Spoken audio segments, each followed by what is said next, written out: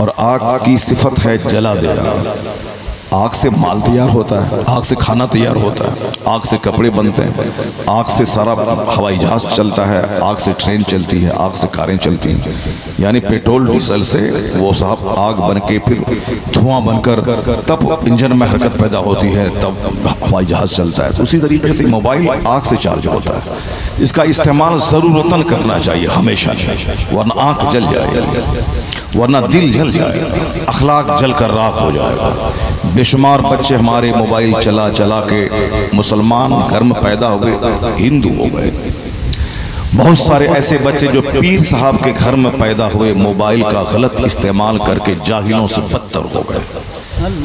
कल ही एक हमारा साथी था, आज से 30 साल पहले पढ़ता था मदरसे में, उसने फ़ोन कर कहा मेरा बच्चा 21 पारे कुरान पाक हिफ्ज़ करने के बाद पढ़ाई छोड़ दी उन्होंने। मौलाना साहब हैं, वो बहुत दिनों तक तो बांदा ज़रा रब्बानी साहब के मदरसे में उन्होंने वहाँ के चार्ज को देखा है, और हमारे बचपन का साथी का हजरत अफसोस के साथ कि 21 पारे मेरे बच्चे ने हिफ्ज़ किया और ज़बरदस्त कुरान पढ़ता था, हदर के साथ तजवीद की रियायत करते हुए साफ साफ पढ़ता था, दिल बाग बाग हो जाता था। मगर क्या मेरे दिमाग में कीड़ा काटा कि मैंने उनको एक एंड्रॉयड मोबाइल दे दिया। बच्चा बोला कि मोबाइल चाहिए था कि बातचीत करने में सहूलत हो, मैंने मोबाइल उसको दे दिया। इस मोबाइल ने मेरे बच्चे की ज़िंदगी ख़राब कर दी। अब वह पढ़ाई छोड़ दिया, पैंट शर्ट पहन रहा है, अब वो कोई काम सीखने लगा, पैथोलॉजी का कोई काम सीखना शुरू कर दिया। यानी जो जन्नती बनने वाला था, सारी ज़िंदगी नमाजी बन के रहता, दूसरों को अच्छा कुरान पढ़ता, रमज़ान में मेहराब में कुरान सुनाता, सारी ज़िंदगी कुरान से जुड़ा रहता, इतनी सारी नेक बख्ती को इस मोबाइल ने छीन के उसे सड़क छाप बना दिया। एक मौलाना की बीवी गैर मुस्लिम के साथ भाग गई, इसी मोबाइल का कमाल। अभी सुना होगा आपने, 1 साल पहले पूरे हिंदुस्तान के मुसलमानों का सर शर्म से झुक गया।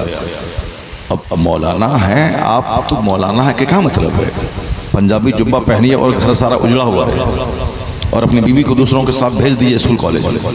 मौलाना तो ज्यादा हकदार है कि उसके घर में शरीयत का कानून पे अमल किया जाए।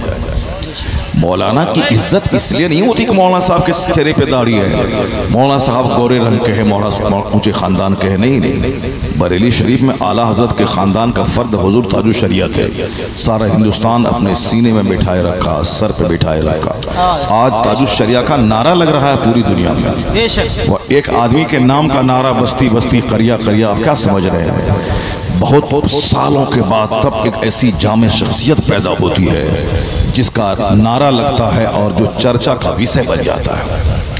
तो ताजुश शरिया आला हजरत के ख़ानदान के थे, मगर उन्होंने इल्म, फज़ल, तक़वा और इश्क़ रिसालत की रोशनी से अपने आप को इतना रोशन किया कि सारी दुनिया उनसे नूर हासिल करने लगी।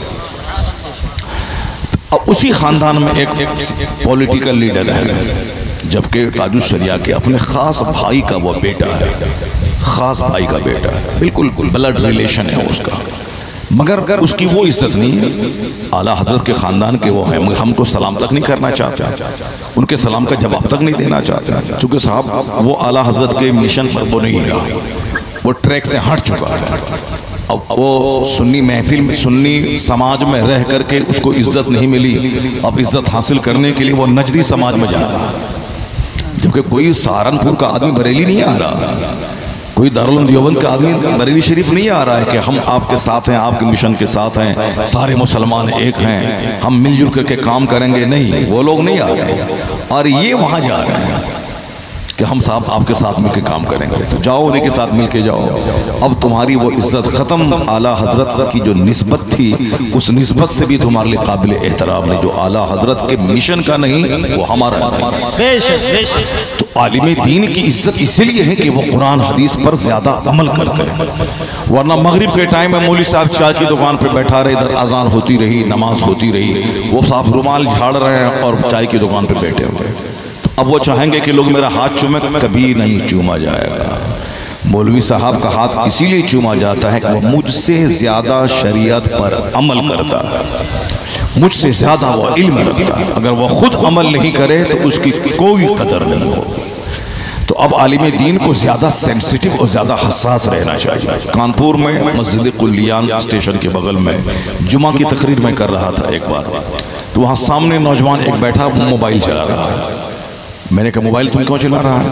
जुमा के दिन खिताब हो रहा है और खिताब को सुनना ज़रूरी है।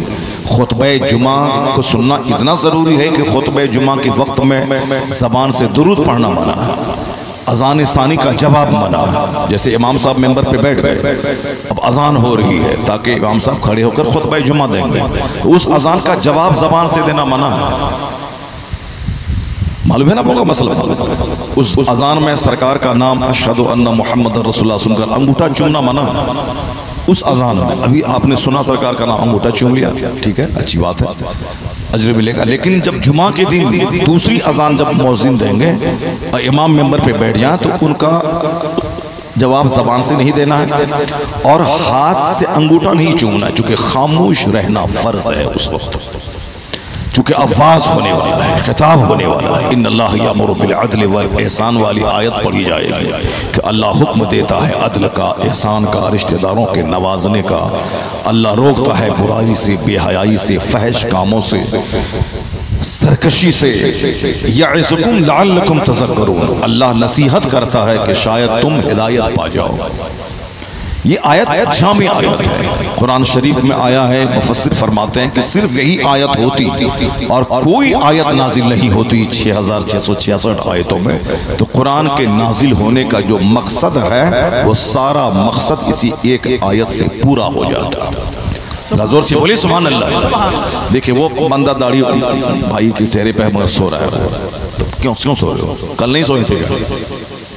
कल पूरी रात हम जगे, 2 से लेकर 2.5 घंटे की तकरीर की है हुजूर गुलजार मिल्लत की मौजूदगी में। वो भी ऐसे पीर हैं लाजवाब पीर कि पूरी तकरीर बैठ के उन्होंने सुनी, सुभान अल्लाह। और कोई दूसरा पीर होता तो कहता जल्दी ख़त्म कीजिए हमको जाना है।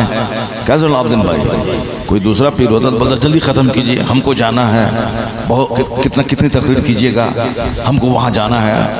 अक्सर यही होता ही है, मगर नहीं, गुलजार मिल्लत की अपनी एक पहचान है। सुभान अल्लाह, क्या बात। सरकार ताजुल शरिया ने इतना नवाज दिया है कि आज पूरे भारत में चमक रहे हैं माशाअल्लाह। सरकार मसूली के फैज़, सरकार ताजुल शरिया के फैज़ से महक रहे हैं, बिल्कुल हाई क्लास के साहब शेख हैं। दस्तरखान पे जब कोई एक बार एक आलिम उनके उर्स में खा लेता है तो सारी जिंदगी उसका मज़ा महसूस होता रहता है कि दस्तरखान लाजवाब है साहब, स्टेज लाजवाब है, खिदमतें लाजवाब हैं। जो जिस कद के आदमी हैं उनकी खिदमतें उसी ढंग से की जाती हैं। यह अखलाक ने उसे पूरे हिंदुस्तान के उलमा की निगाहों का महबूब नज़र बना दिया। ये अखलाक का ही हिस्सा है कि 2.5 घंटे बैठ के तकरीर सुनना, जबकि उनके सारे मुरीदीन हैं, उनका मजमा है। वो कह देते माइक लाइए हम मुरीद करके हम चले जाएंगे, कोई कुछ नहीं बोलता। मगर ये अखलाक है कि जहाँ पैतो इरशाद से दीन का काम होता है वहीं एक ज़बरदस्त मजहब का काम खिताब से होता है। गुफ्तगू से आदमी का दिल हिल जाता है, गुफ्तगू से आदमी की सोच बदल जाती है, गुफ्तगू से आदमी जिंदगी में यू टर्न लेता है। गुफ्तगू अगर कायदे की हो तो आदमी की आंख से आंसू के कतरे बह जाते हैं, लोग अपना नजरिया बदल लेते हैं। नहीं सुना आपने ग़ज़वे हुनैन में, वो एक ऐसा ग़ज़वा है जिसमें ज़बरदस्त माल गनीमत हासिल हुआ था। फतह मक्का के बाद वो जंग हुई थी, हुनैन की जंग। इस्लामिक हिस्ट्री में उसे ग़ज़वे हुनैन कहा जाता है। मक्का फतह होने के बाद वो जंग हुई थी। नए नए मुसलमान जो ताज़ा मुसलमान हुए थे वो सब के सब हुजूर की फौज में शरीक थे, वो सब उस जंग में थे। बहुत कसरत से मुसलमान शरीक थे उस जंग में, एक बड़ी तादाद थी। वरना मैदान बद्र में जो इस्लाम की सबसे पहली बड़ी जंग है उसमें कितने मुसलमान? 313। और ये ग़ज़वे हुनैन में हज़ारों की तादाद में मुसलमान थे।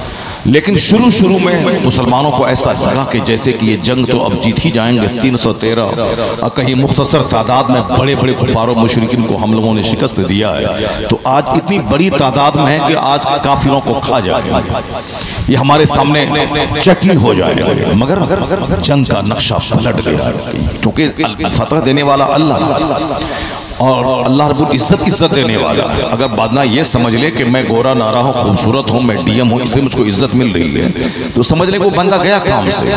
न इज्जत दौलत से मिलती है, न हुस्न से मिलती है, न शोहरत से मिलती। इज्जत तो खुदादाद नेमत है, अल्लाह की तरफ से मिलती है। बेशक जोर से बोले सुभान अल्लाह, हाथ उठा के बोलिए ला इलाहा इल्लल्लाह। वरना फिर आप सोने लगेंगे, मेरी गुफ्तगू आपके सर के बाहर से चली जाएगी। आप सुभान अल्लाह बोलेंगे तो आप जगे रहेंगे और हरकत करेंगे। पहले हम समझते थे कि शायर लोग क्यों ज्यादा सुभान अल्लाह कहलवाता है, मगर अब समझ में आया कि सुभान अल्लाह कहलाने की वजह एक ये भी है कि सुभान अल्लाह कहते रहने से लोग जगे रहेंगे और गौर से सुनेंगे।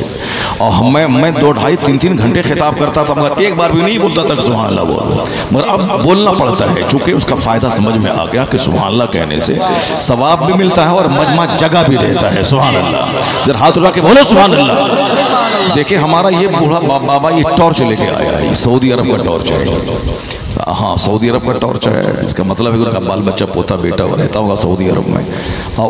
अभी टॉर्च की क्या ज़रूरत है, अभी तो रास्ता भर जगमगा रहा है, महफिल जगमगा रही है, बिजली है और लाइट है, मगर एक आदत है टॉर्च लेके चलना बूढ़े पुराने लोगों के। पेशाब पखाने जाने में टॉर्च से बड़ी मदद मिलती है। और वक्त हकीकत में लाइट के ज़माने में भी उसकी अपने एक अलग पहचान है, उसका एक अलग फ़ायदा है। जिस वक्त लाइट गुम होती है उस वक्त वही टॉर्च काम आता है। अल्लाह तबारक व तआला हमारे तमाम बूढ़ों को सेहत और तंदुरुस्ती अता फरमाए। आमीन। पेशाब करने के लिए चले गए, अल्लाह उन्हें सेहत नसीब फरमाए। दीन की गुफ्तगू जो सुनने का आदी होता है उसका गुर्दा और मसाना सब मजबूत हो जाता है। मैं अक्सर यही कहता हूँ कि हम लोग अगर दुनिया की बात करते, भाषण देते, तो मोदी जी जिस तरह इस बार 15 अगस्त को भाषण दे रहे थे तो 1 घंटे के अंदर ही मैं उनका हल्क सूख रहा था, वो घबरा रहा था। हो सकता है कि ये आखिरी भाषण मेरा हो जाए। बहुत सारी बातें थी, इसी टेंशन में वो ठीक से बोल नहीं पा रही थी। और साहब पानी पी, इससे पहले भी बहुत सारे भाषण उसके हुए, हर भाषण में पानी पीते थे और पीते हैं जो कि बोलते बोलते हल्क सूख जाता है। मगर अल्हम्दुलिल्लाह हम लोग खिताबत करते हैं 2-2 ढाई 3-3 घंटे, एक बार भी बीच में पानी मंगवा के नहीं पीते हैं। माशाअल्लाह माशाअल्लाह। क्योंकि जो झूठ बोलता है उसका मैदा कमजोर होता है, उसका गुर्दा कमजोर होता है, उसका सीना कमजोर होता है, उसका फेफड़ा कमजोर होता है। और जो कुरान हदीस बोलता है वो कमजोर हो तो रूहानी ताकत से आरास्ता हो जाता है। नारे तकबीर, नारे रिसालत, मसलके आला हजरत, नारे रिसालत। तो ज़बान से अल्लाह के जिक्र के आदी बन जाइए, फजूल बातें हमेशा के लिए ख़त्म कर दीजिए। आपको अंदाज़ा हो जाएगा 10 दिन के अंदर में कि अल्लाह के जिक्र की बरकतें क्या हैं। ज़बान से गुटखा खाना छोड़ दीजिए, ज़बान खाली रहेगी तो आप अल्लाह का जिक्र करेंगे। अल्हम्दुलिल्लाह मैं 4-4 घंटे बोलता हूँ मगर गुटखा नहीं खाता हूँ, सिगरेट नहीं पीता हूँ, बीड़ी नहीं पीता हूँ, सिर्फ चाय पीता हूँ। वो भी मामूल के मुताबिक नहीं कि चाय नहीं मिलेगी तो सर में दर्द हो जाएगा, नहीं, बल्कि चाय पीता हूँ, थोड़ी सी ताजगी पैदा हो जाती है। अब मिल गई तो ठीक है, नहीं मिली तो 2-2 दिन नहीं मिली, कोई हर्ज की बात नहीं। मैं गुलाम नहीं हूँ उस चाय की आदत का, ना मिले तो परेशान हो जाऊँ। यहाँ 100 पुड़िया लोग गुटखा खाते हैं साहब, 100 सिगरेट डेली पीते हैं। क्यों पीते हैं आप? फजूल चीज़ों से ताकत नहीं मिलती है। रोटी ज़रूरी है, सिगरेट नहीं, चावल ज़रूरी है, गुटखा नहीं। तो फजूल चीज़ों से ताकतें नष्ट होती हैं, कोई न कोई साइड इफेक्ट उसका होता है, चाहे अभी समझ में आए या ना आए, बाद में समझ में आता है। हिंदुस्तान का एक बहुत बड़ा नकीब जब कैंसर का शिकार हो गया, उसने मुझसे कहा कि हजरत अगर रात में मिसवाक करके हम सोते तो यह दिन मुझको देखने को नहीं मिलता, इसलिए कि मैं खैनी खाता था और सो जाता था। और रात भर इस खैनी के असर से ऐसा नहीं कि फौरी कैंसर हो जाता है, 2-4-10 साल तक जब गलत इस्तेमाल होता है तब होता है। तो वो आदतन खैनी खाते थे और सो जाते थे जहाँ खैनी रखते थे, क्योंकि वो जहर है और उसका नुकसान होता है। तो अब उसका नुकसान ये हुआ कि पूरी वो जगह सड़ गई और उसके लिए उसको पूरा काटना पड़ा। अभी वो जिंदा है, पूरा हिस्सा कटा हुआ है। अभी जब मुझसे मुलाकात उनसे हुई ऑपरेशन के बाद तो उसने एक जुमला कहा कि हजरत आप लोग खिताब करते हैं और पैगाम देते हैं हुजूर की सुन्नतों पे अमल करने का। जिस वक्त मुझको स्ट्रेचर पे लेटा के ओटी ऑपरेशन थिएटर ले जाने लगा, अब चीर फाड़ के काटेगा हिस्सा, उस वक्त सिर्फ एक बात मेरे दिमाग में आती थी कि काश हुजूर की एक सुन्नत पे अमल कर लिया होता कि रात में सोने से पहले मिसवाक करना हुजूर की सुन्नत है। सोने, आप लोग भी इसको याद कर रहे हैं, डॉक्टर भी कहते हैं कि आप सुबह सवेरे मिसवाक करें चाहे ना करें, सुबह उठें कुल्ली करें उंगली डालें आप नाश्ता चाय पिएं, ये चल जाएगा। मगर रात में चूंकि दिन में अगर आपने मिसवाक नहीं किया तो जबान आपकी खुली रहती है, दिन भर बात करते हैं, खाते पीते रहते हैं और कीड़े को काम करने का मौका नहीं मिलता है चूंकि आपका मुंह चलता रहता है।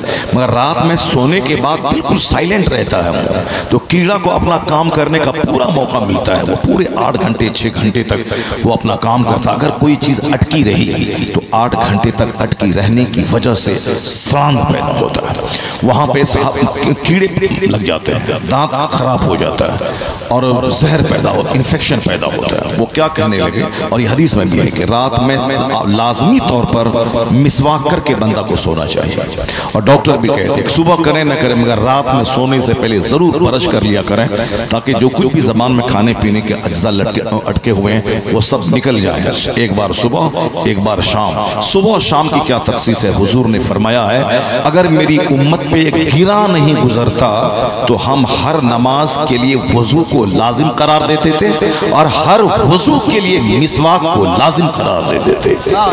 अगरचे लाजिम नहीं है, वाजिब नहीं है मिसवाक करना, मगर हुजूर के फरमान का तेवर क्या बता रहा है। सरकार ये कहना चाहते हैं कि मिसवाक इतनी अहम चीज है, अगर मेरी उम्मत के लिए बोझ नहीं होता तो मैं हर वजू के साथ मिसवाक को लाजिम करार दे देता। मगर ये हमारी सहूलत के लिए कि 5 वक्त वजू करना और 5 टाइम मिसवाक करना, ये हम मुशक्कत में पड़ जाते, इसलिए हुजूर ने आसानी पैदा कर दी, वाजिब और लाजिम करार नहीं दिया। मगर उसकी अहमियत अपनी जगह मुसल्लम है। आज बेशुमार लोगों से बात करने को जी नहीं चाहता चूंकि वो उनके मुंह से बदबू आती है। बहुत सारे लोगों को जब पता चल जाता है कि मेरे मुंह से बदबू निकल रही है, सामने वाले आदमी को कराहियत हो रही है, तो वो अपने मुंह पर हाथ रख करके बात करते हैं, वो अपना मुंह इधर घुमा के बात करते हैं ताकि मेरी बदबू इसको ना लगे। ये बदबू सिर्फ इसलिए है कि लोग मिसवाक सही से नहीं करते हैं और लोग झूठ बोलते हैं। झूठ की बदबू और मिसवाक न करने की बदबू। हुजूर ने फरमाया कि अगर मेरी उम्मत पे बोझ न होता तो न हर नमाज के साथ वजू को कंपलसरी कर देता और हर वजू के साथ मिसवाक को कंपलसरी कर देता। इस पर मजबूती से अरब के वहाबी बहुत अमल करते हैं। वो जब भी देखो मुंह में मिसवाक लिए रहते हैं, करते रहते हैं। वो नकीब साहब कहने लगे हजरत जब मैं ऑपरेशन थिएटर जा रहा, सिर्फ यही बात मेरे दिमाग में आ रही थी, काश उस सुन्नत पे अमल कर लिया होता तो यह दिन मुझको देखने को नहीं मिलता। यही हाल हर क्षेत्र हर शोबे का। भले ही लोग जवानी के नशे में, ताकत के नशे में, घमंड और गुरूर में रहकर वो सुन्नत का वैल्यू नहीं दें, तकरीर को वैल्यू नहीं दें। जैसे अभी भी बहुत सारे 10-20 लड़के महफिल से उठ के चले गए, तकरीर का वैल्यू नहीं, लेकिन जिस दिन अल्लाह उसका घमंड तोड़ेगा, जिस दिन उसकी सेहत छीनी जाएगी, जिस दिन उसकी आंख दर्द करेगा, आंख में दर्द होगा, जिस दिन उसके दांत टूटेंगे, जिस दिन उसका पेट दाना पचाने के काबिल नहीं रहेगा, जिस दिन दौलतों के अंबार पे बैठने के बाद भी वो सेहतमंद नहीं रहेगा, उस दिन पता चलेगा कि मैंने जवानी का, ताकत का जो गलत इस्तेमाल किया है। आज काश मैं शरीयत और सुन्नत की रोशनी में मुस्तफा की बात सुनता भी और सुन्नत पे अमल भी करता तो 90 साल के बुढ़ापे में भी मेरी सेहत बनी रहती और मेरी इज्जत बाकी रहती। जब सब कुछ लूट जाता है तब मुस्तफा याद आते हैं कि काश मुस्तफा की बात पे अमल करते तो यह दिन मुझको देखने को नहीं मिलता। इसलिए हमारे उलमा कहते हैं कि सबसे ज्यादा जिसको सुनना चाहिए मुस्तफा की जात, सबसे ज्यादा जिसका चर्चा समाज में होना चाहिए वह पैगंबर आजम की जात गिरामी है।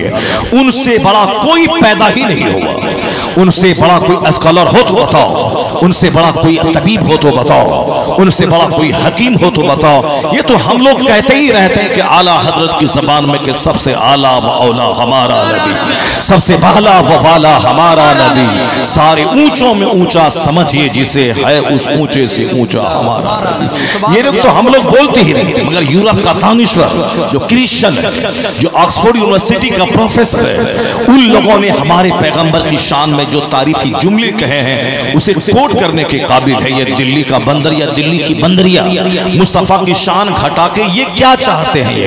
ये लोग चाहते हैं कि हिंदुस्तान भर और पूरी दुनिया में मुस्तफ़ा की शान घटा के उनके मानने वालों की तादाद घटा दे। इन बंदरों को क्या मालूम कि कुदरत का निजाम है कि इल्म बढ़ता जाएगा, मुस्तफ़ा के फॉलोवर की तादाद में इजाफा होता चला जाएगा। ये बंदरिया तो अब वो किस बिल में घुस गई किसी को पता नहीं है, वो कहाँ घुसी है और कहाँ किस घर में पनाह लिया है। मगर आपको मालूम होना चाहिए कि आज यूरोप का कोई दिन नहीं गुजरता जिस दिन वहां का वैज्ञानिक कलमा पढ़ के मुस्तफ़ा का गुलाम ना होता। यूरोप का कोई दिन नहीं गुजरता जिस दिन वहां का साइंसदान मुस्तफ़ा की शान बयान न करता हो और वो कलमा पढ़ के मोमिन न होता। उसी यूरोप का एक दानिश्वर कहता है, all standards by which human greatness may be measured is anyone greater than ही।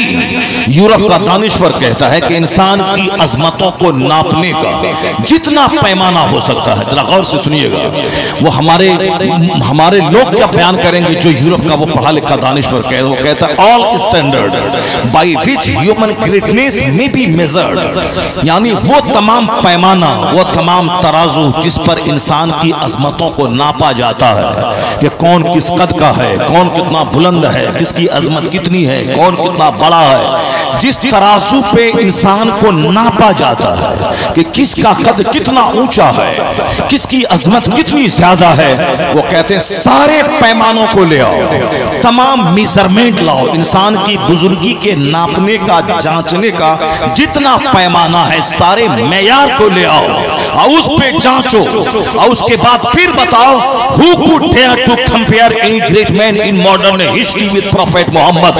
वो कहते हैं तमाम पैमाने पे जांचो और फिर बताओ कौन है दुनिया में जो मुस्तफ़ा से बड़ा हो सके, कौन है जो मुस्तफ़ा से बड़ा हो सके। All standards by which human greatness may be measured is anyone greater than ही।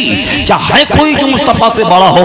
एक क्रिश्चियन बोल रहा है, एक हाईली क्वालिफाइड तालीम याफ्ता आदमी बोल रहा है, या दिल्ली के छोकरे की क्या औकात जिसे हिंदी भी सही ढंग से न आती हो, जो अंग्रेजी नहीं जानता हो, ये क्या जाने मुस्तफ़ा क्या है, ये क्या जाने मुस्तफ़ा के निकाह की हिकमत क्या है, वो क्या जाने कि सरकार की एक एक अदाएं क़यामत तक के लोगों के लिए मॉडल है, आइडियल है, लोगों के लिए दरसे हयात है। हुजूर का कोई भी काम मीनिंगलेस नहीं है, सारा काम मानाखेज है मुस्तफ़ा का। इसे क्या खबर, इसे ऑक्सफोर्ड यूनिवर्सिटी का पढ़ा लिखा जैसे जैसे इल्म बढ़ता है, सोच बढ़ती है, जैसे तहकीकात की वादी में कदम रखता है, वो वही बोलता है जो रज़ा ने 100 साल पहले बरेली से आवाज लगाई थी कि सारे अच्छों में अच्छा समझिए जिसे है उस अच्छे से अच्छा हमारा। नारे तकबीर, नारे रिसालत, अज़मते मुस्तफ़ा, वक़ारे मुस्तफ़ा, किरदारे मुस्तफ़ा। बताना चाहिए कि जिस रहनुमा को मैं मान रहा हूं वह कमजोर नहीं, सबसे ज्यादा बलवान है वो रहनुमा, सबसे ज्यादा ताकतवर है वो रहनुमा, और सबसे ज्यादा उनकी जिंदगी को ही पढ़ा जाता है और सबसे ज्यादा उनकी तालीमात पे अमल दुनिया में होता है। और दुनिया में सारे लोगों को राह रास्त दिखाने वाली जिंदगी मुकद्दस सिर्फ उन्हीं की जिंदगी है। इसलिए मुसलमानों को उनकी तालीमात पे अमल करके बेस्ट मॉडल दूसरों के सामने पेश होना चाहिए कि जब मुस्तफ़ा के गुलाम का चेहरा, इनकी सेहत, इनकी पर्सनैलिटी, इनकी तरक्की का ये आलम है, तो सरकार दो जहां की तालीमात पे गैर मुस्लिम भी अमल करें, उसे भी आजमाने का, उसे भी जांचने का मौका देना चाहिए कि मैंने अमल किया, इस पर सेहत मिली। जैसे कि वो शख्स तबाही का तमाशा देखने के बाद बोला, काश छोटी सी सुन्नत मिसवाक पे अमल किया होता, ये खतरनाक मर्ज का मैं शिकार नहीं होता। जब छोटी सी सुन्नत खतरनाक मर्ज से बचाती है तो मुस्तफ़ा की जो बड़ी बड़ी सुन्नत है और शरीयत में जो चीजें फर्ज हैं उस पर अमल करने का फायदा सिर्फ जन्नत ही नहीं है, उस पर अमल का फायदा है कि दुनिया में फरहत मिलेगी, मुसर्रत की जिंदगी मिलेगी, यहाँ हेल्थ मिलेगा, यहाँ सेहत मिलेगी, यहाँ सल्तनत मिलेगी, यहाँ हुकूमत मिलेगी, और जब मर गए तो फिर मुस्तफ़ा की जन्नत में दाखिला हो जाएगा। दोनों जहान की भलाई का राज इसी में है कि मोहम्मद से वफा तूने तो हम तेरे हैं, ये जहां चीज है क्या लौहो कलम तेरे।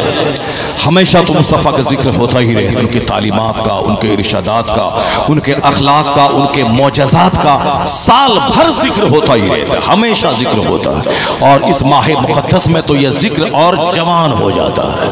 हर मोहल्ले में जिक्र मुस्तफ़ा की महफिल सजती है, लोग जुलूस निकाल के मुस्तफ़ा को याद करते हैं, लोग महफिलें मुनक़िद करके मुस्तफ़ा को याद करते हैं, लोग कॉन्फ्रेंसों के इनेकाद करके मुस्तफ़ा को याद करते हैं। इस माह मुक़द्दस में जुलूस निकालना ये भी मुस्तफ़ा के जिक्र की एक सूरत है। आका अलैहिस्सलाम की खातिर अपने उनकी आमद की खुशी में घर को सजाना, हाथ में झंडे निकालना, ये भी सरकार के जिक्र की एक सूरत है, ताकि लोग जान ले कि मेरा घर आज रोशन है, ये मेरी बेटी की शादी नहीं है, मेरे घर पे जो बिजली के कुमकुमे हैं ये मेरे बेटे का वलीमा नहीं है। बेटे के वलीमा में भी घर सजता है, और बेटी की बारात जब आती है तो भी घर सजता है। लेकिन आज जो घर सजा है न वलीमा है न बेटी की शादी है, आज मुस्तफ़ा की आमद की खुशी मनाई जा रही है। जिसकी आमद के सदक़े में सारी नेमतें मिली, औलाद मिली मुस्तफ़ा के सदक़े में, आज ये कीमती जिंदगी मिली मुस्तफ़ा के सदक़े में, ये बगैर खंभे के जो आसमान खड़ा है ये मिला मुस्तफ़ा के सदक़े में,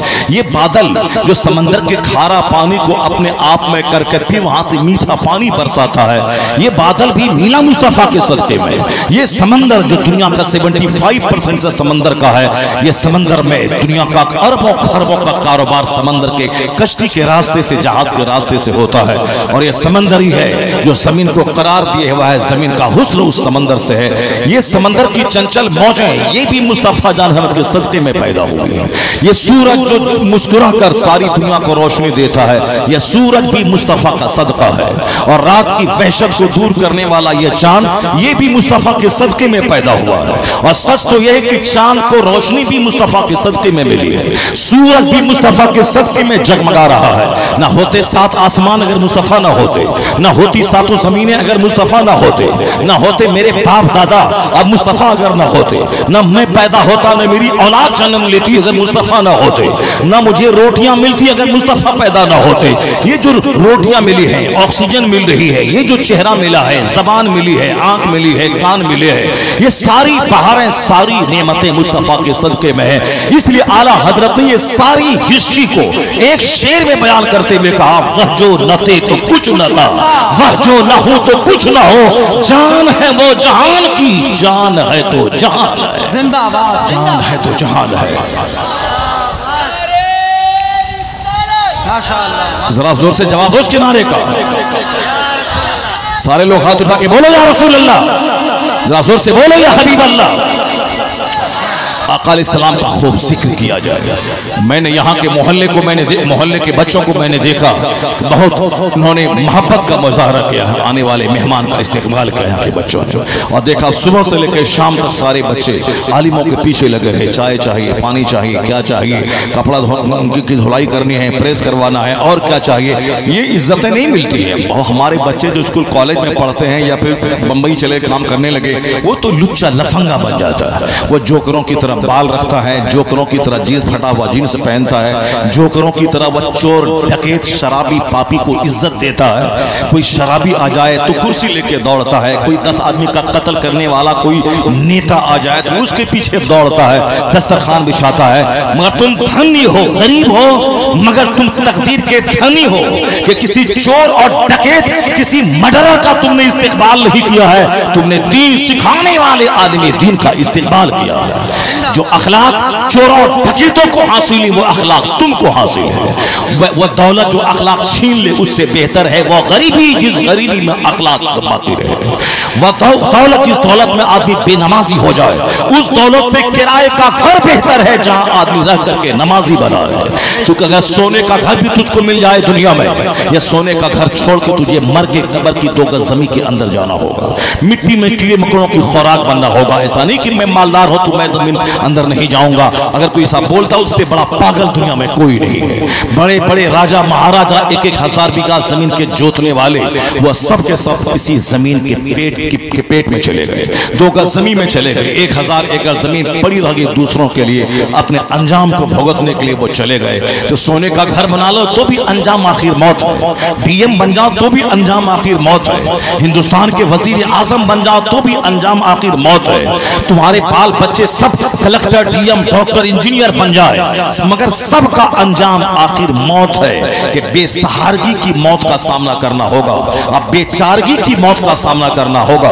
और दुनिया की सारी पहाड़ों को छोड़कर अपने अंजाम को पहुंचने के लिए कब्र में कीड़ों की खुराक बनना होगा। जब अंजाम आखिर मौत है तो क्या करना ये हराम के महल का, क्या करना ये हराम की जमींदारी का, क्या कर रहे हैं झूठ बोलकर कार खरीदने का। ये जब अगरचे हलाल तरीके से भी कार मिल जाती तो भी हमेशा उसका इस्तेमाल नहीं हो पाएगा। अगरचे हलाल तरीके से ही 50 करोड़ का घर बना ले तो भी हमेशा उसमें नहीं रहेगा। अच्छे जाए कि हराम की कमाई से महल बनाया, हराम की कमाई से गाड़ी खरीदा, जब तक वो गाड़ी रहेगी गाड़ी का एक पार्ट्स उस पर लानत बरसाता रहेगा। हराम के पैसे का महल जब तक रहेगा एक एक ईंट उसमें रहने वाले पे लानत बरसाती रहेगी। हराम के पैसे का कपड़ा जब तक बदन में एक धागा सलामत रहेगा वह धागा उस पर लानत बरसाता रहेगा।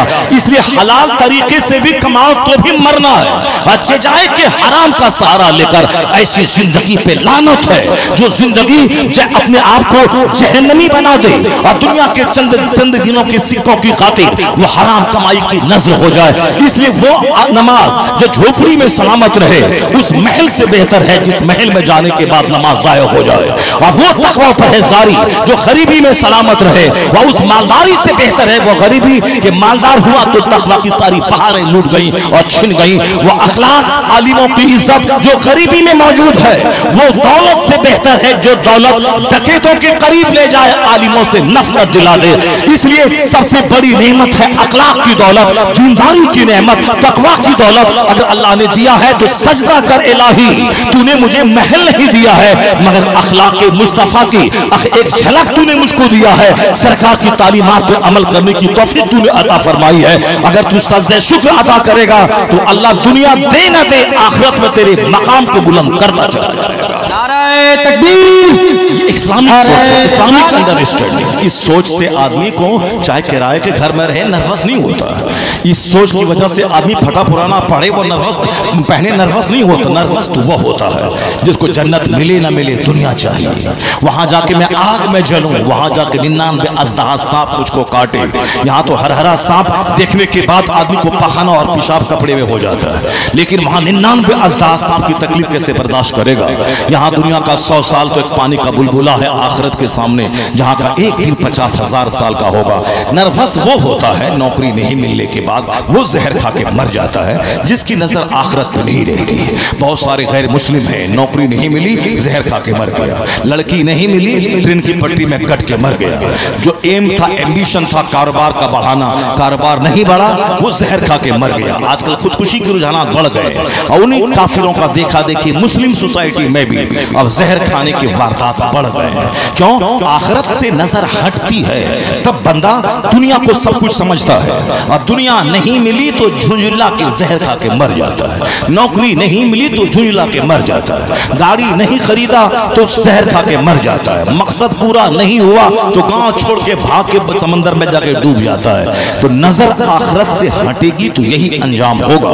काफिरों के मुकाबले में मुस्लिम समाज में फांसी के फंदे पे लटकने की रिवायत कम है, चूंकि जुमा के खिताब में आखिरत की बात है, ईदैन के खुतबे में आखिरत की बात है, सीरत के जलसों में आखिरत की बात है। ये उलमा सलामत रहे ताकि समाज सलामत रहे, क्योंकि ये आलिम पैसा कमाने की बातें कम करता है, जन्नत जाने की बातें ज्यादा करता है। ये आलिम जुमा के खिताब में आखिरत की बात, ईदैन के खुतबे में आखिरत की बात, महफिले मिलाद में आखिरत की बात, ये वही बात है जो मुस्तफा करते थे। सरकार दो जहां ने पहली तकरीर जो सफा पहाड़ से आपने की थी, उस पहली तकरीर में हुजूर ने यही कहा था, जहां मक्का के सारे लोगों को जमा करके कहा था कि मैं पहाड़ पे खड़ा हूं, तुम लोग मेरे सामने खड़े हो, मैं जिस तरह तुमको देखता हूं उसी तरह पहाड़ की इस तरफ भी मैं देखता हूं, मैं बुलंदी पे खड़ा हूं, तुम्हें भी देख रहा हूं, यहां भी देख रहा हूं। अगर मैं तुझसे ये कहूं कि एक फौज तुझ पर हमला करने वाली है, क्या तुम लोग यकीन कर लोगे?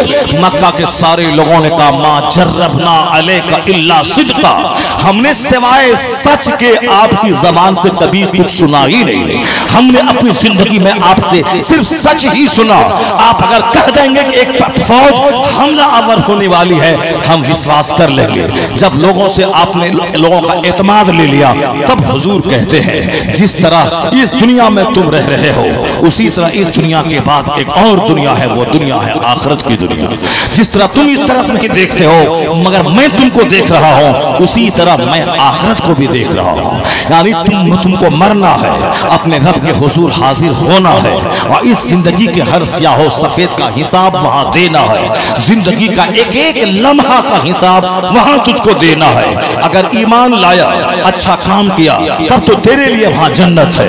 अगर तुमने ईमान नहीं लाया, तुमने बुतों की पूजा की, तुमने मेरी बात नहीं मानी, तू जान ले कि मैं अल्लाह का नबी बन के आया हूं, अल्लाह ने मुझ पर वही नाजिल की है, मैं तुझको अल्लाह की मार्फत का नूर देने आया हूं, मैं तुझको जन्नत और आखिरत की बात बताने आया हूं। ये दुनिया एक पानी का बुलबुला है, असल चीज दायमी आखिरत है, मैं आखिरत की बात बताने आया हूं। सरकार ने पहली तकरीर में आखिरत की बात, जन्नत की बात, खुदा की तरफ से मिलने वाले इनाम और फिर काफिरों को मिलने वाले जहन्नम की बात की है। और आका अलैहिस्सलाम की सबसे आखिरी तकरीर जो हुजूर ने मस्जिद नबवी में की थी, आखिरी तकरीर 63 साल की उम्र में जब सरकार का विसाल हो रहा था, आपने कहा था अबू हुरैरा मदीने के बाजार में ऐलान करा दो कि मुस्तफा कुछ कहने वाले हैं, तुमसे कुछ इरशाद फरमाने वाले हैं। तो सबसे आखिरी तकरीर में मदीना के बाजार वीरान हो गए, सारे लोग दुकानें छोड़ छोड़कर मस्जिद नबवी में जमा हो गए, पूरा मजमा खचाखच भरा था। मस्जिद नबवी में लोगों का जबरदस्त मजमा था सरकार दो जहां कि वो आखिरी तकरीर में, उसमें भी सबसे बड़ा टॉपिक जो था कि मैंने अल्लाह की तरफ से जो पैगाम मुझको मिला था मैंने तुझ तक पहुंचा दिया। अब मैं तुमको तकवा के साथ रहने की वसीयत करता हूं। ये दुनिया आज है, कल खत्म होने वाली है। असल तुम्हें अपने रब से मुलाकात करनी है और रब के सामने तुझको वह हिसाब किताब इस जिंदगी का देना है। तो पहली तकरीर में भी आखिरत की बात और सबसे आखिरी तकरीर में भी आखिरत की बात और ईमान और अकीदे और तकवा परहेजगारी की बात मुस्तफा ने की। जब हुजूर हिजरत करके मदीना आए थे तो मदीने में जब सबसे पहली मस्जिद नबवी की तामीर हो रही थी तो सरकार दो जहां पत्थर उठाकर मस्जिद नबवी की दीवार खड़ी कर रहे थे। सहाबा ने कहा सरकार हम लोग किस दिन के लिए है, हम लोग पत्थर उठाने के लिए काफी है, हम उठाएंगे। हुजूर ने कहा मैं जानता हूं कि तू उठा लेगा, मगर मैं चाहता हूं कि तेरे साथ मिल के मैं काम करूं, मैं तेरे साथ मिल के काम करूं। यही वह मुस्तफा का मुस्कुराता वह अखलाक था जो अरब के अल्हड़ों, अरब के जंगियों, अरब के बद्दुओं को मुसख्खर कर लिया, उन सफों को मुस्तफा का गर्विदा बना दिया। ऐसे ही कोई किसी के पीछे जान हथेली पे लेके कुर्बान होने को तैयार नहीं होता है। ये सरकार दो जहां का आला अखलाक था कि जो अरब के लोगों को मुसख्खर कर लिया था कि उनके साथ मिलकर मुस्तफा काम कर रहे हैं, पत्थर उठा रहे हैं। और पत्थर उठाते हुए मुस्तफा क्या पढ़ रहे थे, अल्लाहुम्मा ला ऐशा इल्ला ऐशुल आखिरा, इलाही आराम नहीं है मगर आखिरत का आराम। अल्लाहुम्मा ग़फ़िरिल अंसार वल मुहाजिरा, ए अल्लाह अंसार और मुहाजिर यानी मदीने के अंसार और मक्का अल्लाह की खातिर छोड़कर मदीना हिजरत करने वाले मुहाजिर, ए अल्लाह इन मुहाजिर को भी तू बख्श दे और इस अंसार को भी तू बख्श दे। और कहते थे आराम नहीं है मगर आखिरत का आराम, ला खैर इल्ला खैरुल आखिरा, खैर नहीं है मगर आखिरत की भलाई। तो मस्जिद नबवी की तामीर के वक्त में आखिरत की बात जन सैयदा फातिमा से मुस्तफा कहते हैं, ए फातिमा जो कुछ दुनिया में मालो दौलत चाहिए अभी मुझसे ले ले, आखिरत में कोई किसी के काम नहीं आएगा। ये मुस्तफा क़यामत तक के गुलामों को आखिरत का महत्व बताने के लिए अपनी बेटी फातिमा से कह रहे थे, ए अमली अमल कर, अमल कर, अमल कर, क़यामत के दिन अमल काम आएगा। किसी का अमल अगर छोटा हो तो उसका नसब उसको आगे नहीं बढ़ाएगा। अमल से ही आदमी का मर्तबा बुलंद होता है। अमल करो, अमल करो। तो हुजूर ने सैयदा फातिमा को मुखातब करके अपने गुलामों को पैगाम दिया है कि तू काला है या गोरा, उससे तेरी अहमियत नहीं होती, अहमियत अमल से होती है, ईमान से होती है, तकवा से होती है। सरकार दो जहां ने ईमान की बातें, तकवा की बातें, परहेजगारी की बातें करके अपने गुलामों को मसाज दिया है। कभी महल में इज्जत मत तलाश करना, कभी जमींदारी में इज्जत मत तलाश करना, कभी कपड़े में इज्जत मत तलाश करना, कभी ऊंची बिरादरी में पैदा होकर इज्जत मत तलाश करना। जो अखलाक का धनी है वही काबिल एहतराम है। इन्ना अक्रमकुम इंदल्लाहि अतकाकुम, the most respectable near Allah is one who is god fearing person. तुम में सबसे ज्यादा इज्जत वाला अल्लाह के नजदीक वो है जो जितना ज्यादा अल्लाह से डरने वाला है। तो हुजूर ने हमेशा आखिरत की बात करके हमें पैगाम दिया है कि दुनिया की तरक्की कोई तरक्की नहीं है, असल तरक्की वही है जो तरक्की हमें जन्नत दिला दे, आखिरत बहुत बड़ा दिला दे। नाराए तकबीर, नाराए रिसालत। असल गुफ्तगू वही है, असल बात वही है। और इसके अलावा जो कुछ है वह सब मीनिंगलेस है, सब वर्थलेस है, सब अर्थहीन है, सारी चीजें बेकार है। उसी बेकार चीजों को के पीछे सारी दुनिया पड़ी हुई है, उसी बेकार चीजों के हासिल करने के लिए सारा संसार पड़ा हुआ है। हुजूर के आने का मकसद यही था कि हमें इस दुनिया में रहकर आखिरत का मुसाफिर बना दे, हमारा रिश्ता अल्लाह से जोड़ दे, हमें हमारा मकसद हयात बता दे कि तू पैदा क्यों हुआ है, यह जमीन क्यों बनी है, ये आसमान क्यों बना है। यही था सरकारे दो जहां की सारी तालीमात का निचोड़, आकाए दो जहां की दुनिया में आने का मकसद कि बंदों को तक अल्लाह की मार्फत पहुंचा दिया जाए और बंदों को बता दिया जाए कि तेरे पैदा होने का मकसद क्या है। इसलिए हुजूर ने हमेशा हर तकरीर में आखिरत की बात की है, जन्नत की बात की है और इस दुनिया के बेवजन होने की बात की है। एक बार हदीस में आया है, फरमाया गया दुनिया जीफतुन व तुल्लाबुहा किलाब, ये दुनिया मुर्दार है, उसके तलबगार कुत्ते हैं। यानी दुनिया मिसले मुर्दार के है, जैसे मरी हुई बकरी को कोई आदमी नहीं खाता है, मरी हुई बकरी को कुत्ता खाता है। जिस तरह मरा हुआ जानवर कोई इंसान नहीं खाता है, उसको कुत्ता खाता है। इसलिए हुजूर ने क्या फरमाया, दुनिया मुर्दार है, इसके तलबगार कुत्ते हैं। जो नमाज रोजे छोड़कर सिर्फ उसको दुनिया चाहिए, जो नमाज रोजे छोड़कर हराम हलाल की तमीज खोकर सिर्फ पैसा चाहिए, उसकी मिसाल उस कुत्ते की है जो मुर्दे पर रीझ रहा है, जो मुर्दे पर के पीछे दौड़ रहा है। मुस्तफा ने इतनी सख्त नसीहत दी और दुनिया से नफरत दिलाई। और कुरान शरीफ में अल्लाह ने कहा है कि लौला अयकुन नासु उम्मतन वाहिदा ला जअलना लिमन यकफुरु बिर्रहमान लिबुयूतिहिम सुक़ुफन मिन फिद्दा। अल्लाह फरमाता अगर दुनिया के सारे लोगों के बेईमान होने का अंदेशा न होता, सारे लोगों के एक मिल्लत पर यानी कुफ्र पर जमा होने का चांस नहीं होता, तो हम काफिरों को इतनी दौलत देते कि उनके मकान की छतों को चांदी की बना देते, उनके मकान की दीवारें, उनके मकान के तख्त, उनके मकान की सीढ़ियां हम सोने चांदी की बना देते। नहीं समझे आप? समझते तो सीना फट जाएगा आपका जिस दिन समझ लेंगे आप।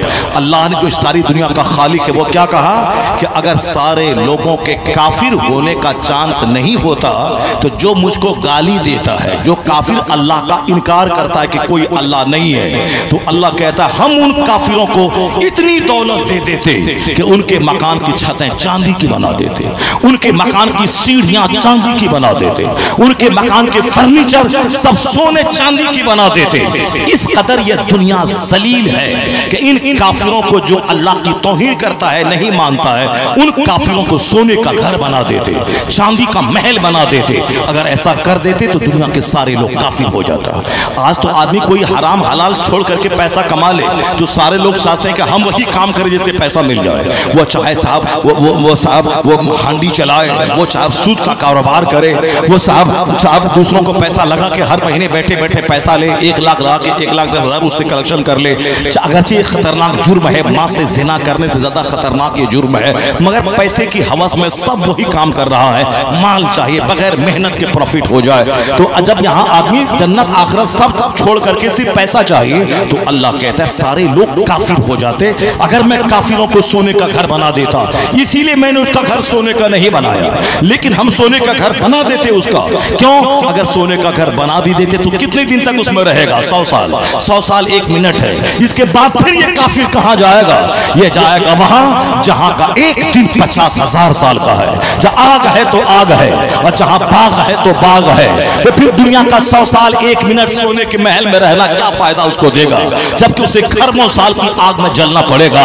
आग की जंजीर, आग का कोड़ा, आग का घर, आग की छतें। फिर क्या हुआ? इस 100 साल 1 सेकंड सोने के घर में रहने से क्या फायदा हुआ?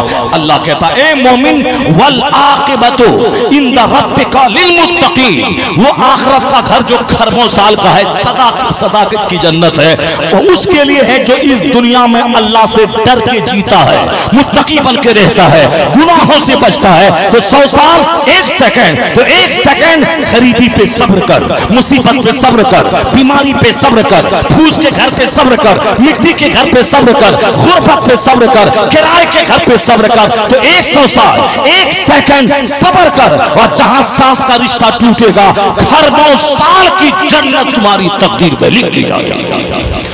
ज़ुय्यना लिल्लज़ीना कफ़रुल हयातुद दुनिया व यस्खरूना मिनल लज़ीना आमनू वल्लज़ीना तक़ौ फ़ौक़हुम यौमल क़ियामा। अल्लाह कहता है, the life of this world has been decorated for disbeliever. इस दुनिया की जिंदगी को काफिरों के लिए अल्लाह ने सजा दिया है, और ये मुसलमानों को देखकर हंसते हैं। व यस्खरूना मिनल लज़ीना आमनू, ये मुसलमानों को देखकर हंसते हैं, और अल्लाह कहता है वल्लज़ीना तक़ौ। ए मोमिन, अगर तुमने तक़वा की जिंदगी गुजारी, तक़वा का मतलब गुनाहों से बचना, तकवा का मतलब है बुराई से बचना, तकवा का मतलब है नेक काम करना, अल्लाह से डरना, अल्लाह रब्बुल इज्जत की फरमाबरदारी करना, रसूल पाक की इताअत करना, यानी नमाज रोजे हज और ज़कात की पाबंदी करना, जितने बड़े छोटे बड़े गुनाह हैं सारे गुनाहों से बचना, उसी का नाम तकवा है। वल्लज़ीना तक़ौ फ़ौक़हुम यौमल क़ियामा, जो मुत्तकी बने इस दुनिया में, क़यामत के दिन वही गालिब आएंगे। क़यामत के दिन उसी को इज्जत का ताज पहनाया जाएगा, वही सोने चांदी के तख्त पर बैठकर गांव तकिया लगाकर आराम से रहेंगे। उनकी निगाहों के सामने खरबोपति काफिर जब नाक के बल घसीट कर जहन्नम में डाले जाएंगे, तब ये मोमिन कहेगा, इलाही तेरा करोड़ों एहसान है कि तूने दुनिया में किराए का घर दिया, आज इज्जतों से तूने नवाजा है। काश दुनिया में मेरे बदन को कैंचियों से काट दिया गया होता, ताकि आज आखिरत में और भी मेरा मर्तबा बुलंद होता, क्योंकि दुनिया पानी का बुलबुला है और आखिरत दायमी चीज है। इसी की बात मुस्तफा ने बताई है, और यही हुजूर ने हर जगह पे ही पैगाम दिया है। मैदान जंग में भी, मैदान बद्र में भी, उहद में भी, हुजूर की सारी तकरीर में सबसे ज्यादा जोर जिस पॉइंट पे दिया गया है वो आखिरत है, और आज सबसे ज्यादा कम जिस पॉइंट पे बोला जाता है वो आखिरत है। सबसे ज्यादा कम घर में इंजीनियरिंग का चर्चा है, घर में मेडिकल कॉलेज का चर्चा है, घर में फला डॉक्टर बना करोड़ों कमा लिया, इसका चर्चा है। फला बंबई गया फैक्ट्री डालिया अरबों कमाया, इसका चर्चा है। फला दिल्ली गया नेताओं की दरबारी की, साहब काम का एक सुराग मिल गया और वहां दिल्ली में करोड़ों का घर खरीद लिया, इसका चर्चा है। तो गोया मेरे बाल बच्चों के दिल दिमाग में हमने ये डालने की कोशिश की है कि कामयाबी वही है जिसको दुनिया में बड़ी तिजारत मिल गई, दुनिया में बड़ी मुलाजमत मिल गई। इसीलिए हमारा बच्चा आजकल चोर और डकैत बन रहा है। क्यों? कि हमने उसको बनाया है, हमने उसके दिमाग में डाला है कि दुनिया में घर बना लेना बड़ी कामयाबी है, गाड़ी खरीद लेना बड़ी कामयाबी है, 2-4 एकड़ जमीन बंबई में खरीद लेना बड़ी कामयाबी है। इसीलिए मेरा बच्चा नमाज रोजे हज ज़कात आलिम मौलाना मदरसा मस्जिद सब छोड़कर वो एक प्लॉट खरीदना चाहता है, एक छोटी सी स्विफ्ट खरीदना चाहता है, एक छोटा सा घर बनाना चाहता है, चाहे उसके बदले में उसे नमाज छोड़नी पड़े, रोजा छोड़ना पड़े, हज मौखर करना पड़े, झूठ बोलना पड़े, सूद खाना पड़े, मगर ये छोटा सा घर, छोटी सी कार, छोटा सा बंगला, 2-4 प्लॉट, 2-4 करोड़ का फिक्स डिपॉजिट ये चाहिए।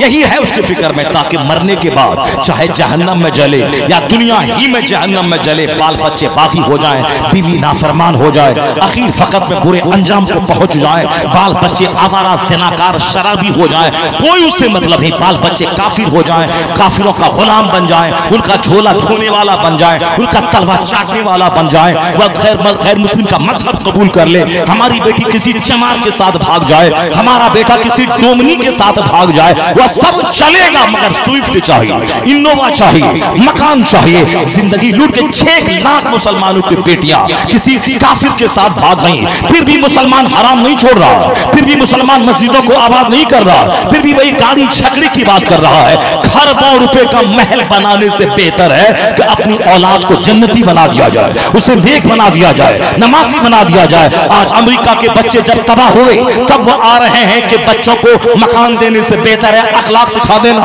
और जीने का रहस्य बता देना। जब बच्चे ड्रग्स के आदी बने, शराबी बने, पापी बने, माँ बाप के नाफरमान बने, तब कहते हैं कि मकान दुकान से पहले बच्चों को अखलाक सिखाइए, बच्चों को माँ बाप की फरमाबरदारी की बात बताइए, डिसिप्लिन सिखाइए। डिसिप्लिन से हट के खरबों का मकान दे देंगे तो एक साल में सब मकान को बेच के शराब और ज़िना के पीछे लगा देगा। जब तबाह हुए तब डिसिप्लिन समझ में आ रहा है, मोरालिटी समझ में आ रही है, तब अखलाक समझ में आ रहा है। मगर यही पैगाम मुस्तफा ने 1400 साल पहले दिया था। मा नहला वालिदुन वलादहु मिन नहल अफज़ल मिन अदबिन हसन। मुस्तफा ने कहा था कि एक बाप अपनी औलाद को जितना गिफ्ट देता है, अच्छा अदब सिखाने से बेहतर कोई गिफ्ट नहीं है। न खरबों का मकान, न करोड़ों की गाड़ियां वो गिफ्ट है। तो आज अमेरिका यूरोप के दानिश्वर जो बात कह रहे हैं, यही बात मुस्तफा ने 1400 साल पहले कही है। इसलिए यूरोप का दानिश्वर जब मुस्तफा की इस हदीस पाक को पढ़ता है तो जहां तबाही का तमाशा देखकर हम लोग जिस नतीजे पर पहुंचे हैं, ये फार्मूला मुस्तफा ने 1500 साल पहले दिया है। इसलिए वो कहते हैं I can not find any other man in history like Mohammed. मैं पूरे मानव इतिहास में मुस्तफा का जवाब नहीं पाता हूं। इसलिए रज़ा ने कहा कोई बड़ा नहीं, न स्कॉलर बड़ा, न थिंकर बड़ा, न कोई प्रोफेसर बड़ा, न साइंटिस्ट बड़ा, सबसे आला मौला हमारा नबी, सबसे बाला मवाला हमारा। नारे तकबीर, नारे तकबीर, नारे रिसालत, नारे रिसालत। अभी तो कुछ नहीं हुआ, आने वाले वक्त में जब सारे बच्चे उजड़ जाएंगे, जब सारा घर उजड़ जाएगा, उस वक्त लोगों को शिद्दत से एहसास होगा कि सीरत के जलसों का महत्व क्या है, हुजूर की हदीस सुनने का महत्व क्या है। अभी तो चूंकि सेहत सलामत है, लेकिन जब सेहत में आग लगेगी तब मुस्तफा याद आएंगे, जब औलाद में आग लगेगी तब मुस्तफा याद आएगा, जब मौत आदमी को निगाहों के सामने मौत रक्स करेगी तब मुस्तफा याद आएगा, जब बंदा सारा संसार छोड़ के जा रहा होगा तब मुस्तफा याद आएंगे। अगर पहले ही दिन से मुस्तफा याद रहे,